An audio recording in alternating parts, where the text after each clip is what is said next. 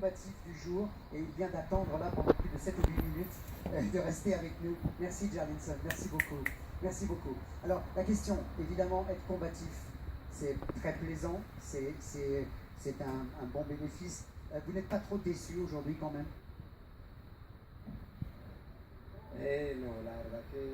Non, je suis très heureux, je suis vraiment très heureux parce que j'ai perdu face à un coureur vraiment excellent et c'est une étape qui était très difficile pour moi.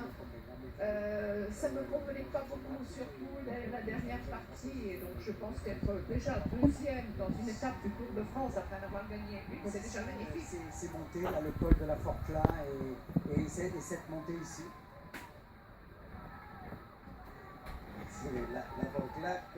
La Forclaz, oui, je l'ai déjà fait dans le Tour de Romandie, mais je ne m'en souvenais pas si bien que ça, franchement. Je suis déjà passée, je l'ai regardé dans le book ce matin, je savais que c'était très dur pour moi. On va revoir votre grand bonheur, c'était il y a 3 jours, lorsque, bon, là on vous voit au moment justement où Zacharine part, mais on va repasser les images parce que votre grand bonheur, c'était votre victoire quand même. Ça a quand même été énorme, énorme, énorme.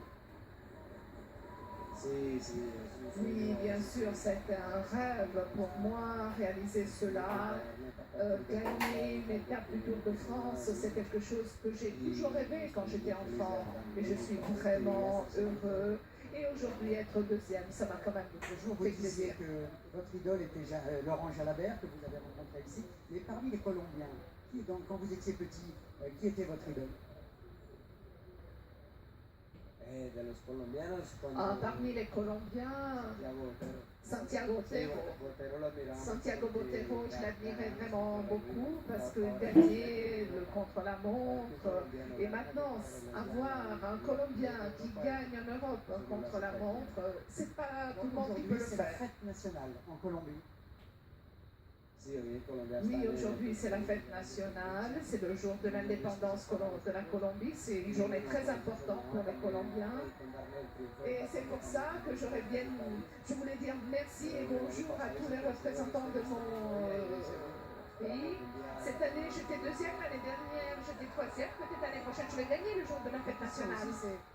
Évidemment, la Colombie, il y a beaucoup de montagnes, donc il est normal aussi que vous soyez des grands grimpeurs. Il y a vraiment toute une troupe de grands grimpeurs chez vous. Dès que vous prenez le vélo chez vous, il faut grimper, non? Oui, bien sûr. En Colombie, la nature veut ainsi, on devient tout de suite des grimpeurs. Nairo, Esteban, et on a au minimum 1500 mètres de dénivelé chaque fois, donc c'est normal. Vous avez parlé avec Nairo de là les derniers jours? Est-ce que vous avez pu parler avec lui? Parce qu'on a l'impression que pour l'instant, il n'a pas les mêmes jambes que les 2 ou 3 dernières années. Oui, j'ai eu la possibilité de parler avec lui au cours de ces derniers jours.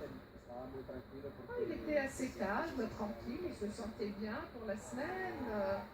Bon, j'ai vu qu'aujourd'hui il a perdu un peu de temps par rapport à Froome, je ne sais pas ce qui s'est passé, mais j'espère que ça ira mieux à l'avenir. Merci d'avoir été avec nous, surtout d'avoir patienté.